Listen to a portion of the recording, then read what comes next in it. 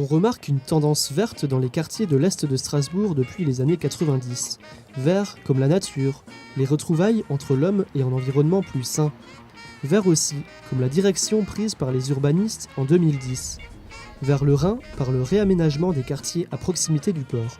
Bernard Reichen, urbaniste de renom, est à l'initiative du schéma directeur des deux rives couvrant près de 200 hectares de terre. L'investissement public est estimé à 600 millions d'euros.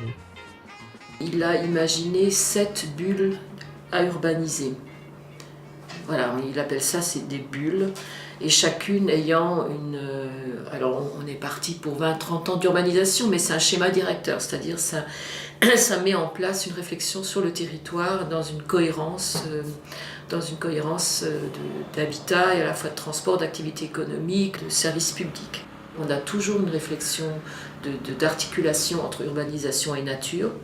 Et ce n'est pas forcément en termes de quantité de nature, c'est en termes plus aujourd'hui de biodiversité et d'interaction entre la nature et les habitants. Aujourd'hui, ces quartiers ne sont pas vraiment verts, ils sont surtout industriels et un peu à l'abandon. Vous connaissez le chemin jusqu'au port du Rhin, vous passez par la Copée, il y a des sites industriels, d'anciens sites aujourd'hui qui ne fonctionnent plus.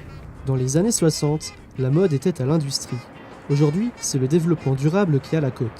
Reconvertir les anciennes friches industrielles du port en écoquartier est un projet ambitieux. Lors des ateliers de projet, chacun est convié à donner son avis sur l'avenir de son quartier. Habitants, élus et entreprises participent ensemble à trouver un compromis entre leurs attentes. Compromis entre les enjeux urbains de la ville et les enjeux économiques du port.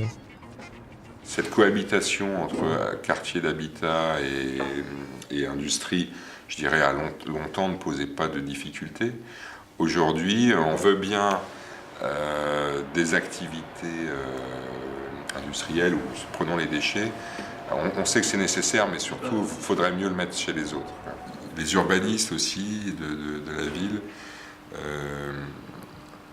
finalement, ont un enjeu, c'est de faire un morceau de ville où les gens ont envie de vivre, c'est-à-dire qu'il y a une qualité de vie. Et donc, il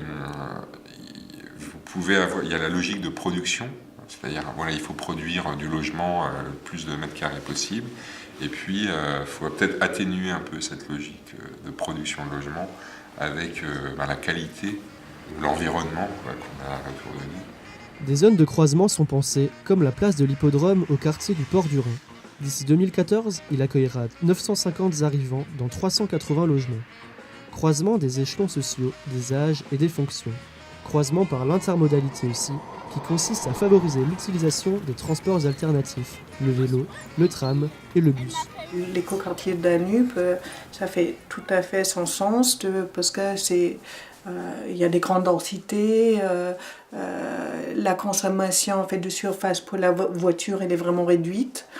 Et même si l'aspect est moins sympathique, c'est pas encore construit, mais c'est moins ce modèle du quartier Vauban, c'est tout à fait intéressant parce qu'il y a des nouveaux matériaux de construction, parce qu'il y a des parties en basse consommation, il y a une moindre consommation d'énergie. C'est surtout les mentalités des populations qui vivent après dans ce quartier, ils doivent être convaincus aussi de vouloir habiter un peu dans un écoquartier. Parce qu'un écoquartier, c'est des contraintes aussi.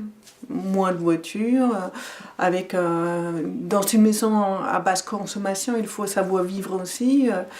C'est plutôt ça qui pose le plus de questions, que c'est accepté par la population après. Il leur faudra apprendre à vivre autrement. D'ici 2016, ils pourront emprunter le tram pour aller jusqu'à Kiel.